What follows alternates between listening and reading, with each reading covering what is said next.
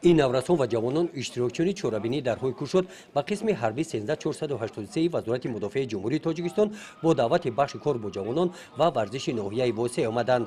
با این مناسبت آنها شاهد یکچند چورابینی های آمادگی دفاعی گردیدند.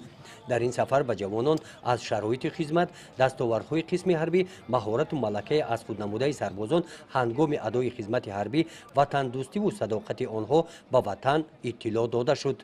در قطار سربازان و افسران نظامی امروز مکتبچگان نیز در این چورابینی جلب کرده شدند و با مکتبچگان تاکید گردید که امروز در روبروی تهدیدهای معاصر جهانی و اینترنشنالیزاسیا همه ما باید از یک گریبان سر برآورده پیش روی همه گونه اختلافات‌ها و خیانت‌ها را به منفعت‌های دولت و جامعه گیریم. والا بودن منفعت‌های دولتی و جمعیتی را پیوسته احساس نموده همیشه هوشیار و زیرک، وطندوست و وطنپرور و صاحب علم و دانش باشیم.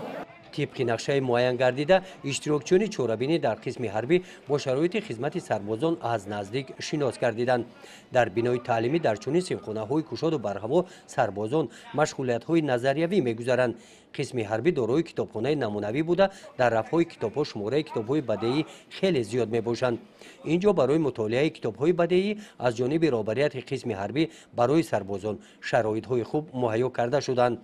همچنین جوانان به شرایط جای خواب سربازان از نزدیک شناس گردیدند. بخشیده بر روز ارتش ملی و جلب جوانان به صف قوای مسلح جمهوری تاجیکستان و بیدار نمودن حس وطن‌دوستی خویشتن‌شناسی جوانان درهای کشاد را تشکیل نماییم و امروز چخیلی که دیده ایستاده‌اند در قسم حربی 13483 وزارت مدافع جمهوری تاجیکستان درهای کشاد با جلب ختم کنندگان مؤسسه‌های تعلیمی ناحیه برگزار گردیده ایستاده است که جوانان میتوانند از شرایط‌های بود و باش قسم حربی مذکور دیدن نمایند و همچنین در برابر درهای کشاد چورابینی فرهنگی فراغتی و واخوری مقصدنات برگزار کرده شد.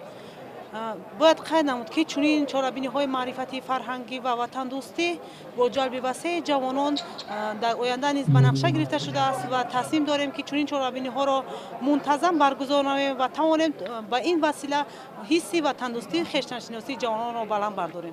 در قسم سفرهای سربازان با اشتراک جوانان، نمایندگان بخش کار با جوانان و ورزش ناحیه و دیگر فعالان برآمد پرمحتوا نموده از تاریخ پرافتخار خلق تاجیک، قهرمانی و دلاوری گذشتگان موضوع وطن دوستی و صداقت به وطن یادآور گردیدند.